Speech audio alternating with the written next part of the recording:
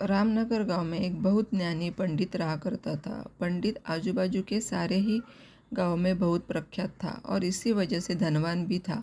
पंडित का परिवार ज़्यादा बड़ा नहीं था। पंडित अपनी पत्नी के साथ अपने बहुत बड़े घर में अकेला रहता था क्योंकि पंडित का कोई बेटा नहीं था। बस एक बेटी थी जिसका विवाह पास के गांव वाले एक श्रीमंत लड़के से हो चुका था। पंडित ने शादी से पहले अपने होने वाले दामाद की अच्छे से जांच पड़ताल की थी और अपनी बेटी का भविष्य भी ठीक से पढ़ा था। तब जाकर उसने बेटी की शादी की थी। लेकिन चंद सालों में ही पंडित का दामाद बुरी आदतों के चंगुल में फंस गया। जुआ और शराब की बुरी लत ने उन्हें सड़क पर लाकर रख दिया था। अपने बेटी की ऐसी दुर्दशा देखकर पंडित की पत्नी काफ़ी दुखी होती थी और अक्सर पंडित को कहा करती थी, तुम जाकर उनकी मदद कराओ। पंडित हमेशा अपनी बीवी को यह कहकर उनकी मदद करने के लिए मना कर देता था कि अभी कुछ समय उनका बुरा वक्त चलना है। हम चाहे कितनी ही कोशिश कर ले, जो उनके नसीब में नहीं है वह उन्हें नहीं मिल पाएगा। पंडित की ऐसी बातों से उसकी पत्नी काफ़ी दुखी हो जाती थी और मन ही मन सोचती थी कि कैसा स्वार्थी पिता है, अपनी बेटी को इतने कष्टों में देखकर भी उसकी मदद करने के लिए मना करता है। आखिर भगवान ने जो इतना सारा धन धान्य दिया है उसका क्या करेंगे। हमें कोई और औलाद भी तो नहीं, ले देकर एक यही बेटी है और उसके लिए भी कुछ नहीं करेंगे तो किसके लिए करेंगे। पंडित ऐसा नहीं सोचता था। ऐसा नहीं है कि पंडित अपनी पुत्री से प्यार नहीं करता था, लेकिन उसने अपनी पुत्री की कुंडली इतने अच्छे से पढ़ी थी और वह यह पहले से ही जानता था कि वह चाहे किसी भी लड़के से शादी करती फिर भी जीवन में यह समय आने वाला ही था और बिना इसे भुगते उसको छुटकारा नहीं मिलने वाला था। एक दिन खाने पीने के लिए भी मोहताज हो चुके पंडित के बेटी और दामाद उसके घर पर आए। पंडित ने और उसकी बीवी ने दोनों का खूब आदर सत्कार किया और खूब अच्छा खाना खिलाया। बेटी और दामाद की पंडित से सहायता मांगने की हिम्मत न हुई, इसलिए वह बिना बोले ही वापस अपने घर को लौटने लगे। लेकिन माँ तो माँ होती है। पंडिताइन से रहा नहीं गया और बिना पंडित की इजाज़त के उसने चोरी छुपे बूंदी के लड्डू बनाकर उसमें सोने के सिक्के रख दिए और बेटी और दामाद को दे दिए ताकि बेटी और दामाद की कुछ आर्थिक सहायता हो सके।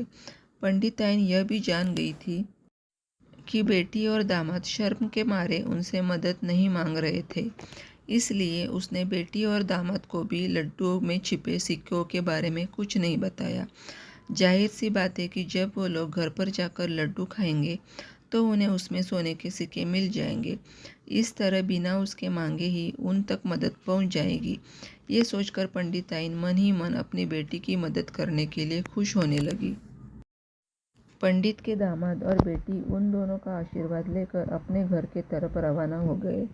उन दिनों गाड़ियाँ तो नहीं थी, सिर्फ घोड़ा गाड़ी या बैलगाड़ियाँ चलती थी। पैसे न होते तो और चीज़ों को लेन देन से भी व्यवहार होता था। बेटी और दामाद का गांव पंडित के घर से कोसों दूर था, फिर भी पैसों की कमी के चलते वह चलकर अपने गांव की तरफ निकल पड़े। थोड़े दूर ही चले थे कि पंडित की बेटी के पैर में मोच आ गई और अब उसको चलना भी मुश्किल हो गया। पंडित के दामाद ने जब देखा कि उसकी बीवी अब बिल्कुल चलने में सक्षम नहीं है तो उसने एक टांगा अपने घर तक किराए पर ले लिया। दोनों पति पत्नी टांगे में बैठकर घर तक पहुंच गए, लेकिन टांगे वाले को देने के लिए उनके पास पैसे नहीं थे। इसलिए पंडिताई ने जो बूंदी के लड्डू उन्हें दिए थे वही किराए के तौर पर उस टांगे वाले को दे दिए। टांगे वाला बूंदी के लड्डू को लेकर वहाँ से चला गया। टांगे वाला अपने घर की तरफ जा रहा था, तब उसे एक हलवाई की दुकान दिखी। उसने सोचा कि थोड़े से बूंदी के लड्डुओं से मेरे घर के लोगों का पेट थोड़ी भरने वाला है। इससे अच्छा मैं इन बूंदियों के लड्डुओं को बेचकर उनसे कुछ चावल खरीद लेता हूँ। टांगे वाले ने बूंदी के लड्डू हलवाई को बेच दिए। जिस गांव में वह हलवाई वाला रहता था उसी गांव में एक आदमी ने अपने घर पर पूजा रखी थी और उसी पंडित को उस पूजा के लिए बुलवाया था। पूजा में लगने वाले प्रसाद के लिए उस आदमी ने उसी हलवाई से बूंदी के लड्डू लिए जहाँ पर उस टांगे वाले ने बेचे थे। हलवाई ने भी उस आदमी को टांगे वाले से खरीदे हुए लड्डू ही पहले दिए ताकि वह खराब ना हो जाए, क्योंकि वह नहीं जानता था कि यह लड्डू कब बने हैं। पूजा खत्म होने पर दक्षिणा और बूंदी के लड्डू लेकर जब पंडित अपने घर आया और खाना खाने बैठा तो प्रसाद में लाए बूंदी के लड्डू खाते वक्त लड्डू से सोने का सिक्का निकला। इस घटना को देखकर पंडिताइन की आंखों से आंसू बहने लगे। पंडित ने जब पंडिताइन से उसके रोने का कारण पूछा तो पंडिताइन ने पंडित को सब कुछ बताया और पंडित से उनकी बातों पर भरोसा न करने के लिए माफ़ी मांगी। पंडित ने पंडिताइन के आंसू पोंछे और कहा कि तुम्हारी तरह मैं भी हमारी बेटी को बहुत प्यार करता हूँ, लेकिन अगर हम उसकी अब मदद करते हैं तो दामाद हमसे हमेशा ऐसे ही मदद की अपेक्षा रखेगा और अपनी बुरी आदतों को कभी नहीं छोड़ेगा। पंडिताइन भी अब पंडित की बातों से सहमत हो गई।